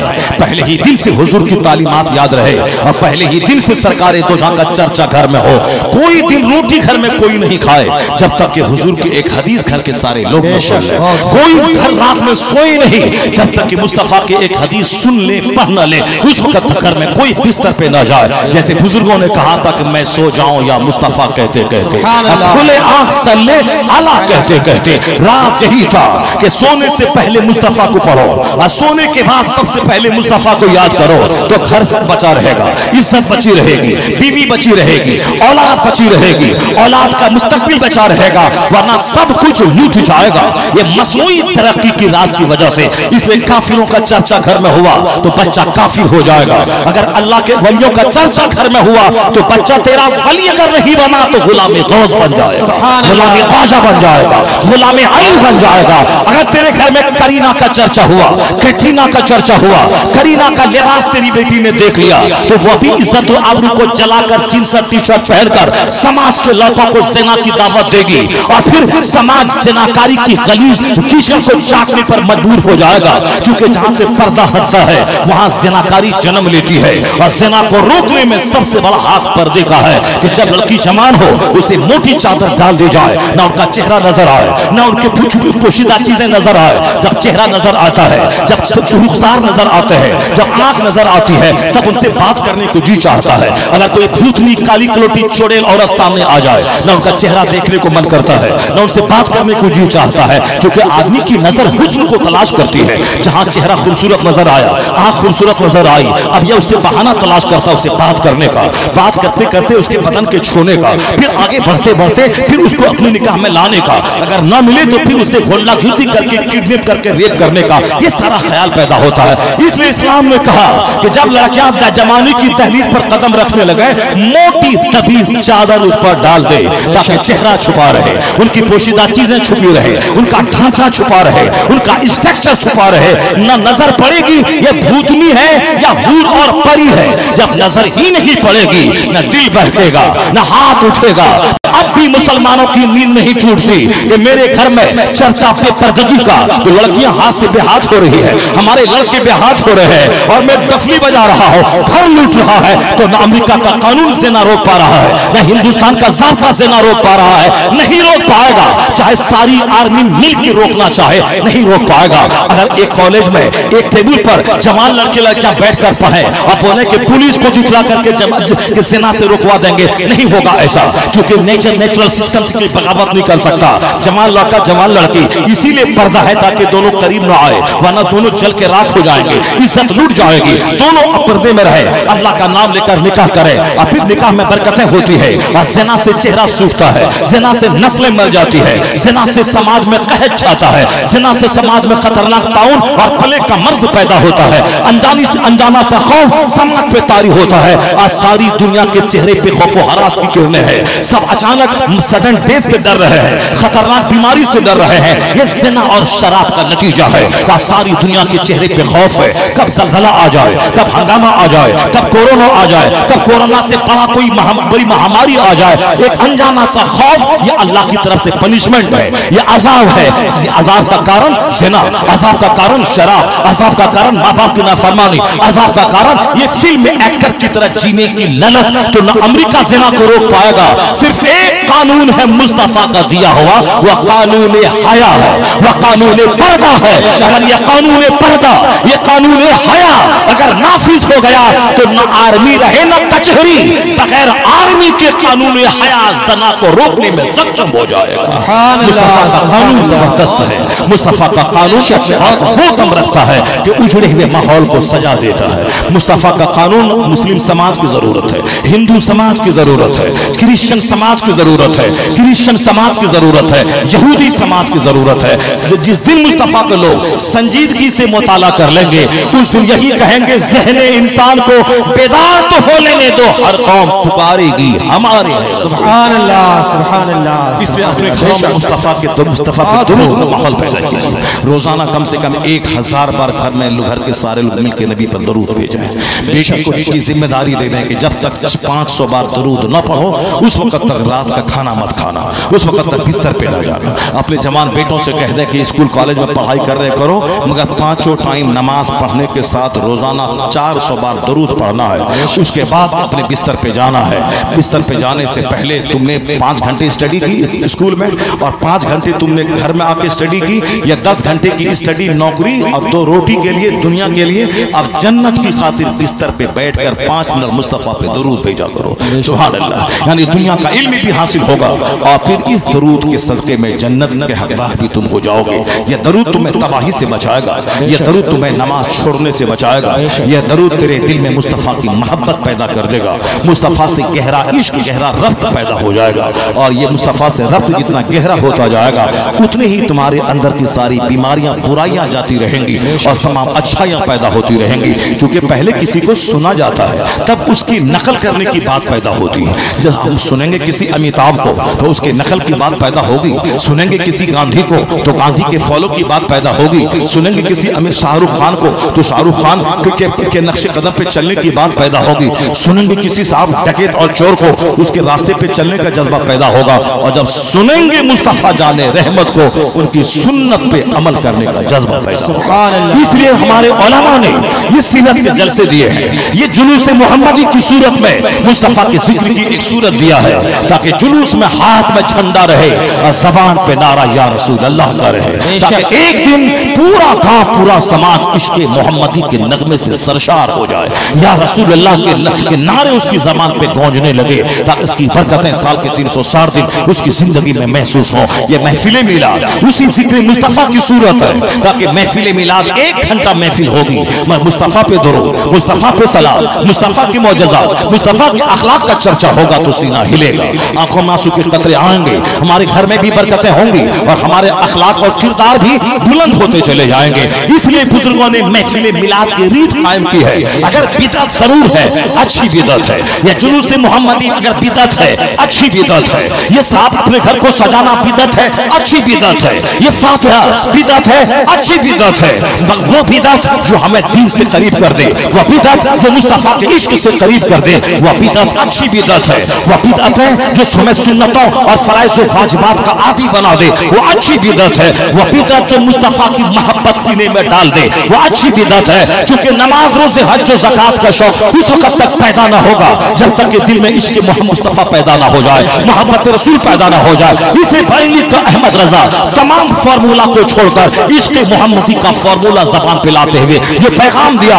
उसका असर ये हुआ कि आज जुलूस जिंदा है, घर में झंडा जिंदा है, मस्जिदों में झंडा जिंदा है। वरना लोग कहते थे 12 वफात 12 वफात 12 वफात के 12 रबीउल अव्वल को मुस्तफा पर्दा फरमाया है, क्योंकि वही दिन आपका यौम विसाल भी है, वही यौम विलादत भी है। ये कहते हैं 12 वफात 12 वफात, मुसलमान भी कहते थे 12 वफात। मगर आज हालात पलटा खा गए कि 40 साल पहले जो 12 वफात का माहौल था, आज ईद मिलादुन नबी का जुमला ज़बान पे जारी है। आज रमेश बोलता है बैंक बंद है, क्यों? ईद मिलादुन नबी की छुट्टी है। रमेश बोलता है कचहरी बंद है, ईद मिलादुन नबी की छुट्टी है। आज विलियम बोलता है आज स्कूल बंद है, ईद मिलादुन नबी की छुट्टी है। बैंक ईद मिलादुन नबी की तातील, कचहरी ईद मिलादुन नबी की छुट्टी, पार्लियामेंट में ईद मिलादुन नबी का तबसरा, प्रधानमंत्री ईद मिलादुन नबी की बधाई दे रहे हैं, चीफ मिनिस्टर ईद मिलादुन नबी की बधाई दे रहे हैं। तन्हाई में बैठ के गौर करना कि 40 साल पहले 12 वफात 12 वफात और आज ईद मिलादुन नबी। 12 वफात पहले मुसलमानों की जबान पे और आज काफिरों से लेकर मुसलमान सबकी जबान पे ईद मिलादुन नबी, ईद मिलादुन नबी, ईद मिलादुन नबी। ईद मिलादुन नबी का क्या मतलब हुआ? किसने ये माहौल दिया? किस तहरीक से ये माहौल बना? पहले लोग झंडा नहीं लगाते थे, आज झंडे का कारोबार में अरबों रुपए लोग कमा रहे हैं। पहले लोग अपने घरों को सजाते नहीं थे, आज लाइटिंग से खरबों रुपए लाइटिंग बनाने वाले की कमाई हो रही है। आज सब अलग अलग तरह तरह की सजावट और आराइश के खिलौने बनाने की वजह से खरबों का कारोबार चल रहा है। ये घरों को मस्जिदों को लोग सजा रहे हैं, ये बहुत बड़ा जबरदस्त कारोबार हो गया है। ये झंडे का, ये ग्रीन कलर के झंडे का, ये लाइटिंग का, ये कौन है? इसके पीछे की प्रेरक शक्तियां किसने मोटिवेट किया है? किसने ये माहौल बनाया है? किसने 12 वफात के कल्चर को ईद मिलादुन नबी के कल्चर में बदला है? अगर आप मुताला करेंगे हिस्ट्री का तो पता चलेगा एक नाम है तन्हा आला हजरत इमाम अहमद रजा खां फाज़िल बरेलवी का, जिसने आज से 100 साल पहले कहा था जान है इश्क़ मुस्तफा रोज वजू करे खुदा, जिसको हो दर्द का मजा ना से दवा उठाए क्यों। जिस रज़ा ने 100 साल पहले पैगाम दिया था हुजूर ये फर्श वाले तेरी शौकत का उलू क्या जान है, खुसरवा अर्श पे उड़ता है फरेरा तेरा। आला हजरत ने कहा था कोई बिदअत कहे कहे, कोई से बुरा कहे कहे, हश्र तक डालेंगे हम पैदाइश मौला के दो, मिस्र फारस नजद के गिरे गिराते जाएंगे। सरकार आला हजरत ने ईद मिलादुन नबी की खुशियां मनाने का पैगाम दिया था। दिल सजाओ, चेहरा सजाओ, घर सजाओ, मोहल्ला सजाओ, गली सजाओ, सरकार के आने का दिन है। हमारे करोड़ों बेटे मुस्तफा के कदमों के धूल के बराबर नहीं है। हमारी सारी इज्जतें मुस्तफा की इज्जतों पे कुर्बान हो जाए। उसका चेहरा सूखा, उसका घर सूखा, उसका महल सूखा, उसकी गली सूखी, जिसके सीने में मुस्तफा का बुग़्ज़ है। मर जाओ, नबी के जुलूस से चिढ़ चिढ़ के मर जाओ। तेरा चेहरा काला, तेरा दिल काला, तेरी गली काली, तेरा मोहल्ला काला, तेरा मदरसा काला और तेरे साथ तेरी दरसगाहें काली। और देखना हो उजले का माहौल आके देख ले। हमारे नौजवानों का चेहरा उजला, सर की टोपियां उजली, मोहल्ला उजला, गली उजली, हाथों में है, हाथों में झंडे हैं। हम लोग नूर ही नूर लेकर आला हजरत की ज़बान में एक दुआ करते हैं, या रसूल अल्लाह आप तो नूर अला नूर पैदा हुए हैं, आप तो अर्श मुअल्ला पे लटक रहे थे, वहां से बशरियत के लिबास पहन के इस धरती पे आए। आप तो नूर है, सारा जहां रोशन हो रहा है। मैंने मोहल्ला रोशन करके, घर रोशन करके, गली रोशन करके, झंडा लगा के मैंने आपसे भीख मांगी है कि चमक तुझसे पाते हैं सब पाने वाले, मेरा दिल भी चमका दे, चमका दे। नारे तकबीर, नारे तकबीर, नारे रिसालत, नारे रिसालत, मसलके आला हजरत। हमारे करोड़ों बाल बच्चे मुस्तफा की अजमत पे कुर्बान है। वह सरकार तो जहां के नाम पे अगर मकान रोशन न हो तो वह मकान उजड़ा हुआ है, वह मकान तारीख है, वह गली है उजड़ी हुई जिस गली में मुस्तफा के जिक्र का जुलूस न गुजरे। वह महल संसान और वीरान है जिस महल में मुस्तफा के नाम का झंडा न बुलंद हो। वह जबान गोंगी है जिस जबान पे मुस्तफा का चर्चा न होता हो। इसलिए एहसान एहसान आला हजरत का कि हमें उनकी जिंदगी पे नाज है, उनकी तहरीक पे नाज है। मसले के आला हजरत पे नाज है, इसलिए कि आला हजरत ने हमें मुस्तफा से करीब किया है, उन्होंने गौसे आजम से करीब किया है, उन्होंने ख्वाजा से करीब किया है, उन्होंने बगदाद बरेली से मदीना से हमें करीब किया है, खुदा से करीब किया है। इसलिए कि मुस्तफा की मोहब्बत ही जाने ईमान है, वही असल ईमान है, वही कंज़े ईमान है, वही जाने ईमान है। जान है इश्क मुस्तफा, यही असल चीज है। इसलिए आला हजरत का अल्लाह की सरताब कदम शान है। ये इंसान ही इंसान, वो इंसान है। ये कुरान तो ईमान बताता है, इन्हें ईमान ये कहता है मेरी जान है। सुभान आला हजरत ने आज जो हम महफिल मिलाद है, आज जो सीरत के जलसे हैं, जो कहने वाले थक गए, उनकी जबान गोंगी हो गई। जो कहता था महफिल मिलाद मनाना शिर्क है, जो कहता था झंडा निकालना शिर्क है, जो कहता था यौम विलादत मनाना शिर्क है। ईद मिलादुन नबी या तीसरी ईद कहां से आ गई? एक ईद तो ईद उल फित्र है, एक ईद तो ईद उल अज़हा है, ये तीसरी ईद कहां से आ गई? उन बदतमीजों को मालूम नहीं है। तिरमिज़ी इब्ने माजा नसाई की हदीस में आया है कि अल्लाह ने हर जुमा के ईद दिन को ईद का दिन बनाया है, और हर जुमा के खुतबे में पढ़ा जाता है कि अल्हम्दुलिल्लाहिल्लज़ी जअल यौमल जुमअत ईदा। तमाम तारीफें उस अल्लाह के लिए जिसने जुमा के दिन को ईद बनाया है, जिसने जुमा के दिन को सारे दिनों का सरदार बनाया है। तो सिर्फ दो ही ईद नहीं है, वह दोनों ईदें शरई ईद है। उन दोनों ईदों के दिन रोजा रखना हराम है, वह शरई ईद है, वह फिक़ही कानून ही है कि उन दोनों ईदों में रोजा रखना हराम है। और ईद मिलादुन नबी ये सारी ईदों से बढ़कर ईद है। इनके सदक़े में ईद मिली है, इसके सदक़े में रमजान मिला है, इस ईद मिलाद के सदक़े में हमें कुरान मिला है, इस ईद मिलाद के सदक़े में हमें नमाज रोजे हज और ज़कात की नेमत मिली है, इसके सदक़े में मिना मुज़दलिफ़ा अरफ़ात मिला है। इसी ईद मिलाद के सदक़े में रमजान जैसी बरकत वाला महीना, रमजान जैसा बरकत वाला महीना मिला है। इसी ईद मिलाद के सदक़े में ज़कात जैसा जबरदस्त सिस्टम मिला है। वह ज़कात का सिस्टम जो दुनिया से गरीबी को दूर करने में अहम रोल अदा करता है। जिस कौम में ज़कात निकालने का माहौल हो, वहां कोई भिखारी सड़क पे नजर नहीं आएगा। कानून है ज़कात का कि मालदारों से माल लिया जाएगा और तुम्हारे गरीबों में बांटा जाएगा। यह ज़कात का सिस्टम गरीबी दूर करता है, यह ज़कात का सिस्टम ऑर्फनेज कायम करता है, यह ज़कात का सिस्टम यतीम खाना और अनाथालय कायम करता है। हमसे सीख सीख कर काफिरों ने अनाथालय बनाया, उन्होंने यतीम खाने बनाए, ऑर्फनेज बनाए, और लोगों से मालदारों से चंदा करके अनाथालय बनाए ताकि नाबीना पढ़े, वहां यतीम पढ़े, वहां बीमार पढ़े, वहां माजूर पढ़े। ये 200 साल के अंदर उन्होंने सीखा है। और हमारा मजहब 1400 साल पहले से ज़कात निकालने कहता है। 1 लाख हो तो 2500 ज़कात निकाल, 1 करोड़ हो तो 2.5 लाख ज़कात निकाल, जमीन से फसल पैदा हो तो उसका उश्र और निस्फ उश्र निकाल, यानी जमीन की फसलों का 10वां हिस्सा निकाल, या अगर पानी खरीद की सिंचाई हुई उसका 20वां हिस्सा निकाल। तो हम 10 में 1 केजी निकाल दिए। किसको दे? समाज के गरीबों को दे, मिस्कीनों को दे, फकीरों को दे। 1 लाख मेरे पास है, मैंने 2500 2500 निकाला साल लगने के बाद ज़कात। किसको दे? माजूर को दे, गरीब को दे, मिस्कीन को दे। 1 करोड़ मेरे पास है, मैंने 2.5 लाख ज़कात के निकाल दी। ये 2.5 लाख किसको दे? गरीबों को दे, माजूरों को दे, मिस्कीनों को दे। मेरे पास 2 करोड़ रुपए है, मैंने 5 लाख ज़कात के निकाले। ये 5 लाख किसको दे? गरीबों को दे, मिस्कीनों को दे, माजूरों को दे, बेवाओं को दे, जो हाजतमंद है उसको दे। ये कानून ज़कात है जो इकोनॉमी मजबूत करता है। ये कानून ज़कात है जो गली कूचों में गरीबों फकीरों की तादाद को घटाता है। ये कानून ज़कात है जो मालदारों के माल को बढ़ाता है और गरीबों की गुर्बत को दूर करता है। ये मुसलमान जब तक ज़कात पाई पाई का हिसाब लगाकर निकालते थे, उस वक्त तक कोई भिखारी नजर नहीं आता था, जो कि खामोशी से हकदार के पास माल पहुंच जाता था। लेकिन जब से लोग ज़कात निकालना छोड़ दिया, मुखालत लोगों की बढ़ गई, तब से गरीब भी बढ़ गए और मालदारों का चेहरा भी काला हो रहा है। हमारे कानून ज़कात से काफिरों ने माल गरीबों से लेकर यतीम खाने खोल दिए, अनाथालय खोल दिया, ऑर्फनेज खोल दिया। वहां सब वृद्धा हाउस कायम किया कि जो बूढ़े जिसका बाल बच्चा पूछने वाला ना हो, उन बूढ़ों को इस वृद्धा हाउस में, इस ओल्ड एज होम में इन बूढ़ों को भर्ती करवा दिया जाए। मालदारों से पैसे लिए जाएंगे, इन बेसहारा बूढ़ों की खिदमत यहाँ की जाएगी।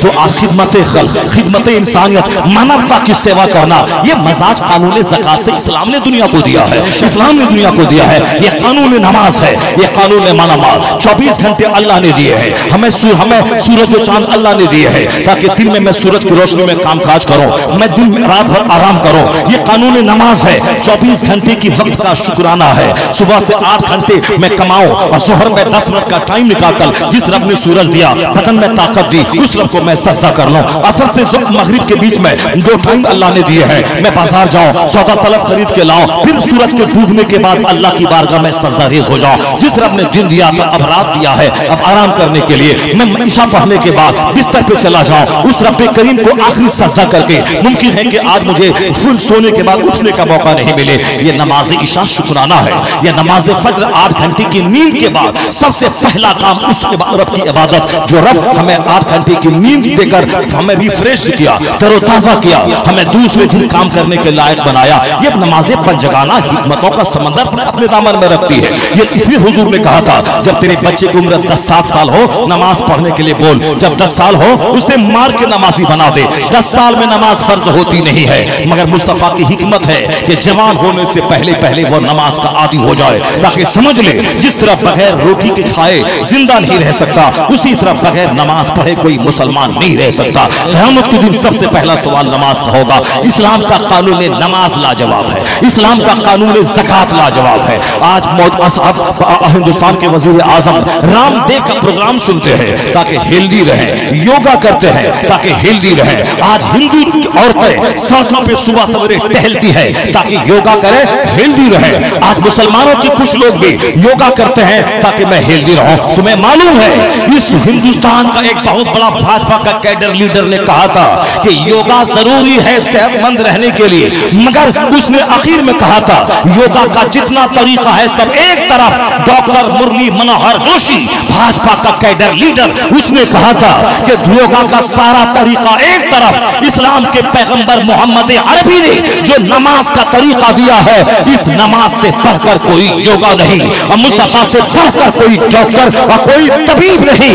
इसलिए तो मैं कहता हूं कि इन आरएसएस के कैडर की जबान पे मुस्तफा का चर्चा जारी अल्लाह ने कर दिया, नमाज की फजीलत जारी कर दी। अब अगर मुसलमान का कोई बच्चा नमाज ना पढ़े, नमाज से सेहत हासिल ना करे, इससे बड़ी विडंबना क्या होगी, इससे बड़ी ट्रेजडी क्या होगी, इससे बड़ा अलमिया क्या होगा, इससे बड़ी इससे दुर्भाग्यपूर्ण बातें क्या होगी। इसलिए एक कौम मुस्लिम जब आरएसएस का कैडर इस नमाज के बारे में कहता है, इससे बात कोई योगा नहीं, नमाज में खड़ा होना है, सजदे में जाना है, रुकू करना है, बैठना है, ध्यान केंद्रित करना है, कंसंट्रेशन करना है। खड़ा हो तो सजदे की जगह, रुकू में जाओ तो पांव पे निगाहें, सजदे में जाओ तो नाक पे ध्यान केंद्रित, जब बैठो तो गोद में निगाहें केंद्रित, सलाम फेरो तो अपने कंधे पे ध्यान केंद्रित रहे। वो कहते हैं ध्यान केंद्रित करना, कंसंट्रेशन करना, एक चीज को कंपल्सरी देखना, उससे क्या होता है बुरे ख्यालात से निजात मिलती है, सीना मजबूत होता है। तो कहते हैं मनोहर जोशी, मैं तो नमाज के क़याम को देखा, सजदा को देखा,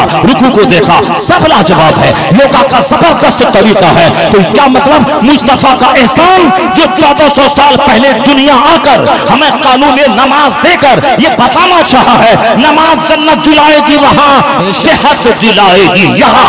जिसमें नमाज की जमात है, एक इमाम होगा और सारी कौम उसके पीछे नमाज पढ़ेगी। ये इमामत, ये मुक्तदा का तरीका, तुम्हें दुनिया का इमाम बनना है, दुनिया का लीडर बनना है, दुनिया का कायद बनना है। ये इमामत, ये जमात बताती है कि तू दुनिया में इमामत करने आया है, सल्तनत करने आया है, हुकूमत करने आया है। जब से तुमने काफिरों का चेहरा देखा, फिल्म एक्टर का चेहरा देखा, तेरी बेटी से पर्दा खत्म हुआ, तेरे बेटों से सुन्नत खत्म हुई, तब से अल्लाह ने तुझे छोड़ दिया। काफिरों के पांव का फुटबॉल बनने के लिए तुम्हें काफी डराता है, तुम्हें धमकाता है, तुम्हें जलील करता है। अपने घर में तुम सहम रहे हो, डर रहे हो, या आने वाला दिन मुमकिन है काफिरों का मजहब कबूल करके उसी की हाँ में हाँ मिला के दुनिया और आखिरत दोनों बर्बाद कर लो। जबकि मुस्तफा ने तुम्हें किसी का मोहताज न रखा था। नजर रख मुस्तफा पे, वो ज़कात देंगे, कानून नमाज देंगे, कानून हज देंगे, कानून रोजा देंगे, कानून हयात देंगे। मुस्तफा को देख, हुकूमत यहाँ मिलेगी। तू मगलूब बनने नहीं आया है, तू गालिब बनने आया है, तू महकूम बनने नहीं आया है, तू हाकिम बनने आया है। मुस्तफा का गुलाम बन जा, अल्लाह तुम्हें दुनिया का इमाम बना दे। सुभान अल्लाह, सुभान अल्लाह, सुभान अल्लाह।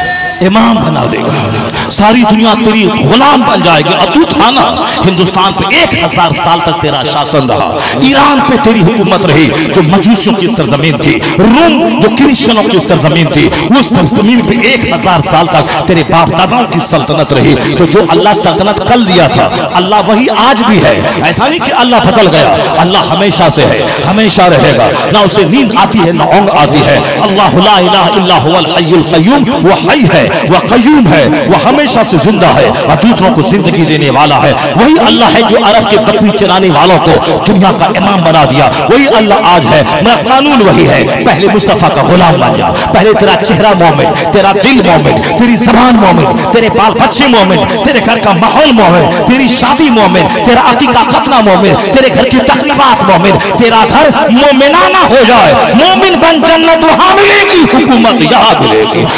हिंदुस्तान दूंगा, चाइना दूंगा, जापान दूंगा, अमेरिका दूंगा, कोई जमीन का कितना नहीं बचेगा जहां तेरी सल्तनत में हो जाए। मैं देख रहा हूं कि किस दिन तू सल्तनत के लिए आगे बढ़ेगा, किस दिन तू आगे आएगा, किस दिन तू मुस्तफा का सच्चा वफादार बनेगा, किस दिन तू जद्दोजहद करेगा, स्ट्रगल करेगा, मेहनत करेगा, तू इस दुनिया के एक एक लम्हे का सही इस्तेमाल करेगा। और जिस दिन तू मेहनती बना, जद्दोजहद किया, मुजाहिद बना और जुल्म मिटाने के लिए मैदान में आ गया, यहाँ क़यादत मिलेगी और वहां मुस्तफा के पड़ोस में जन्नतुल फिरदौस की नेमत। सुभान अल्लाह, सुभान अल्लाह। हम तो माइल बकाव है, कोई साइल ही नहीं, राह दिखलाएं किसे कोई रहनुमाई मंजिल ही नहीं। नमाज लाजवाब, कानून ज़कात लाजवाब, मगर ये कानून ज़कात मिलता कहाँ जब मुस्तफा न आते? ये रमजान मिलता कहाँ अगर मुस्तफा न आते?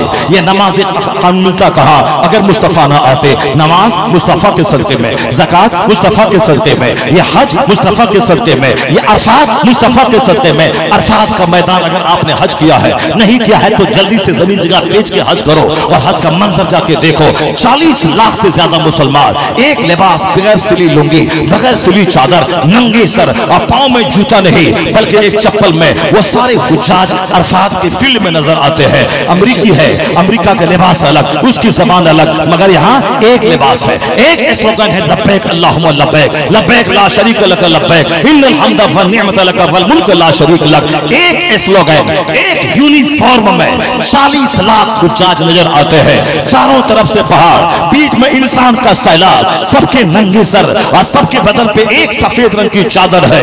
अमरीकी है जबान वहां, यहाँ एक नारा वही जो मुस्तफा ने दिया है, एक लिबास वही जो मुस्तफा ने दिया है।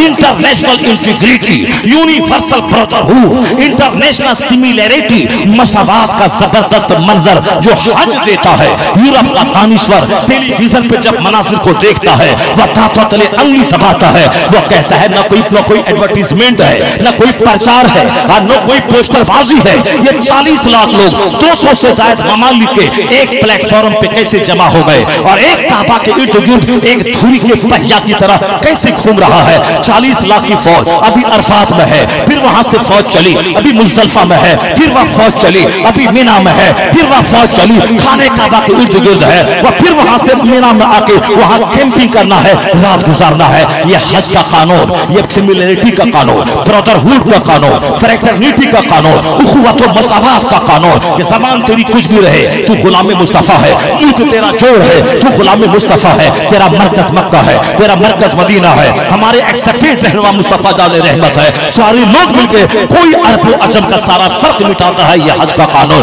होता कहाँ मीना, मिलता कहाँ अरफा, मिलते कहाँ मुजदलिफा। मीना का हुस्न बार बार जाने को जी चाहता है, अरफात का हुस्न बार बार अरफात जाने को जी चाहता है। जो हाजी हज को आ जाता है वह दोबारा जमीन मकान बेच के जाना चाहता है। क्यों? इसलिए कि वो एक कशिश है, एक अट्रैक्शन है, एक चंबुक है जो उसे खींच के बुलाता है। काबा मरकज है, एक बार देखने के बाद दोबारा उसका शौक पैदा होता है। मदीना का गुंबद खजरा मरकज है, जो देख लेता है फिर बार बार उसका दिल उसी की तरफ माइल होता है। तो मिलते कहाँ गुंबद, मिलते कहाँ मदीना, मिलता कहाँ मक्का, होता कहाँ काबा, मिलता कहाँ मुजदलिफा, मिलता कहाँ मीना। इसलिए एक कौम मुस्लिम मुस्तफा की आमद की खुशियां मना। आला हजरत ने कहा होते कहाँ खलीलो बिना, काबा मीना, लौलाक वाले साहिबी, ये सब तुम्हारे घर की है, ये सारे मुस्तफा के सदक़े में। इसलिए मुस्तफा के आने का दिन वह सारी ईदों का ईद का दिन है। वह तमाम ईदें इस ईद साथ तमाम ईदें इस ईद पे कुर्बान है।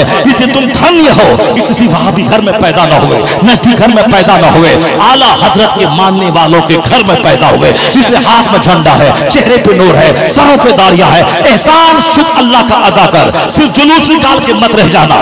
फजर पढ़ना, जोहर पढ़ना, असर पढ़ना, मगरिब पढ़ना, ईशा पढ़ना, जुलूस भी निकालना और नमाज भी पढ़ना, वरना ये सालिम तो इल्जाम लगाएगा कि नफल है, फर्ज नहीं है। और आला हजरत ने लिखा है कोई नफल कबूल नहीं होता जब तक कि फर्ज ना अदा करे। बरेली जाना है, नमाज छोड़ के नहीं, नमाज के साथ जाना है। बरेली जाना फर्ज नहीं है मगर नमाज पढ़ना फर्ज है। अजमेर जाना है, नमाज के साथ जाना है, तब तो फैज मिलेगा। नमाज छोड़ के गया कुछ नहीं मिलेगा, क्योंकि नमाज पढ़ना फर्ज है, अजमेर जाना फर्ज नहीं है, ज़कात देना फर्ज है, मस्जिद की तामीर फर्ज नहीं है। मस्जिद की तामीर फूस की भी हो सकती है, नमाज फर्ज है। मुहर्रम का खिचड़ा फर्ज नहीं है, नमाज फर्ज है। ठावी का बकरा फर्ज नहीं है, नमाज फर्ज है।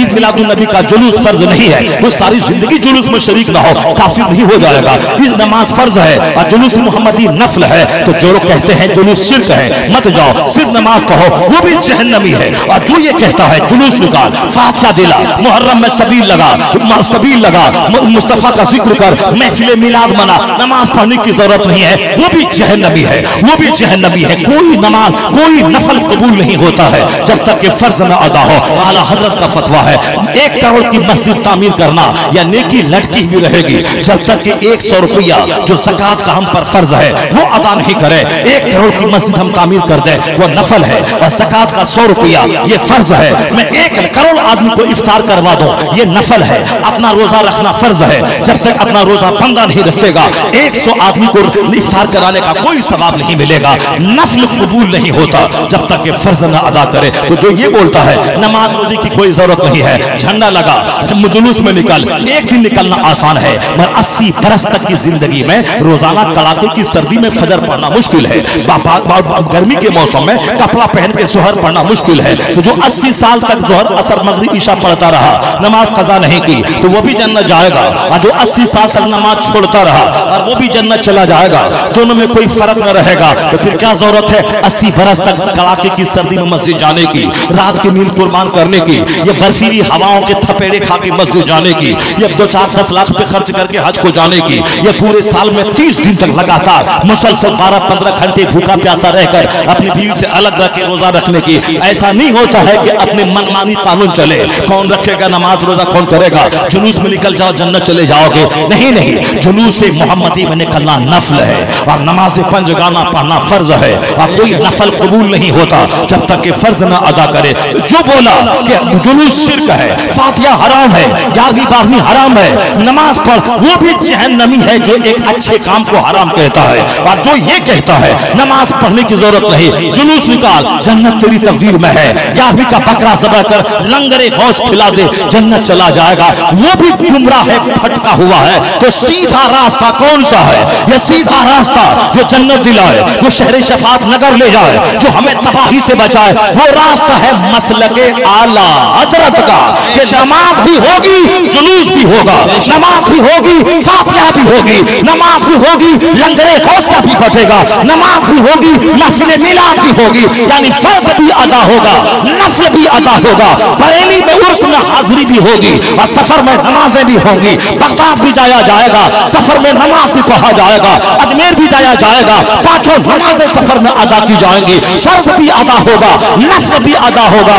यही सीधा रास्ता जन्नतुल फिरदौस लेके चला जाए। सुभान अल्लाह, सुभान अल्लाह, सुभान अल्लाह, बेशक अल्लाह,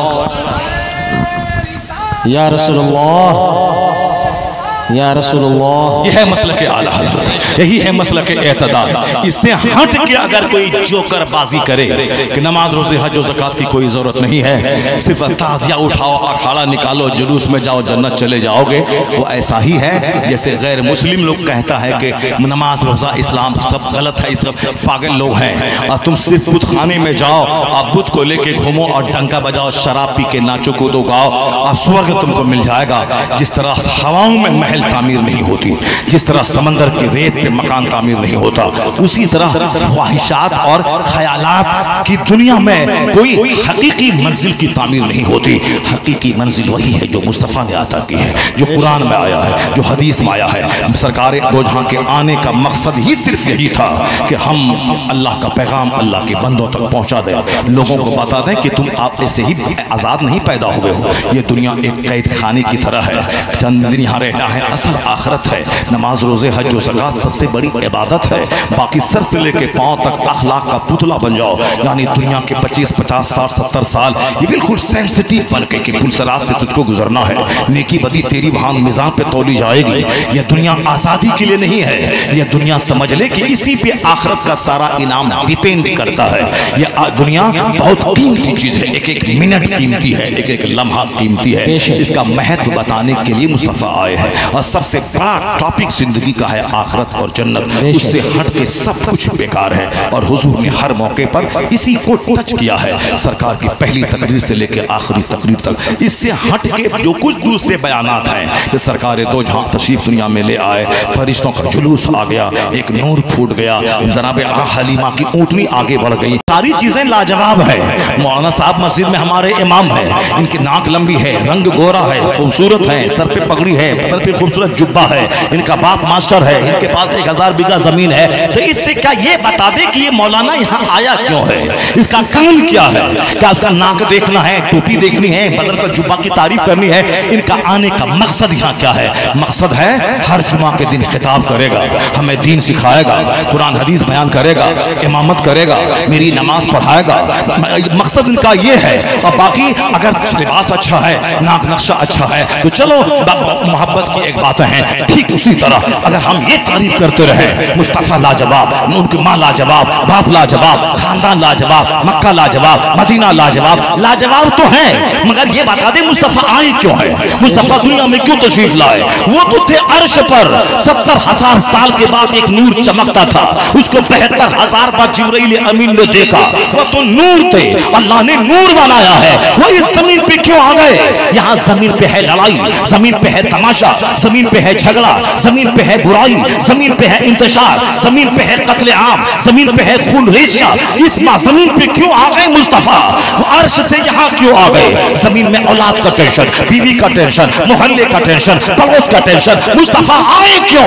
एक जवाब है, मुस्तफा वहां अर्श से फर्श पे बशरियत का लिबास पहनकर इसीलिए आ गए कि ताकि हम जानवरों को इंसान बना दे, हमें महज़्ज़त बना दे, हमें सिविलाइज बना दे। वो अपनी पसंद से नहीं आए, वो हमारे लिए यहाँ तशरीफ लाए, हमारे लिए अर्श छोड़कर बशरियत का लिबास पहन के जमीन पे आ गए। वो हर आलम की रहमत है, किसी आलम में रह जाते ये उसकी मेहरबानी है कि ये आलम पसंद आया, तो उनके बदले में क्या देगा? तो यही जुलूस हराम है, लाइटिंग हराम है, साथ यार बदतमीज जिनके सदके में जिंदगी मिली, जो यहाँ आकर हमारे मौसूल है, जिसने हमें आदमियत के आला अखलाक से हमें सरफराज फरमाया, उनके लिए करोड़ों दुरूद, करोड़ों सलाम, हमारे बाल बच्चे उन पर कुर्बान। हमारी जिंदगी का लम्हा वही लम्हा है जो मुस्तफा की याद में बसर हो जाए।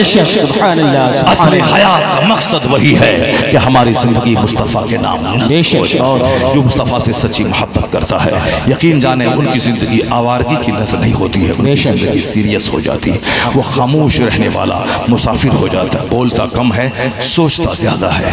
वो फजूल बातों से परहेज करके अपनी जिंदगी के एक एक मिनट को जिक्र और दुरूद में लगा के वहाँ शादकाम होना चाहता है। और यही पैगाम मुस्तफ़ा लेके आए। हुजूर की सारी तालीमात लाजवाब है, जितना भी चर्चा करें कम है।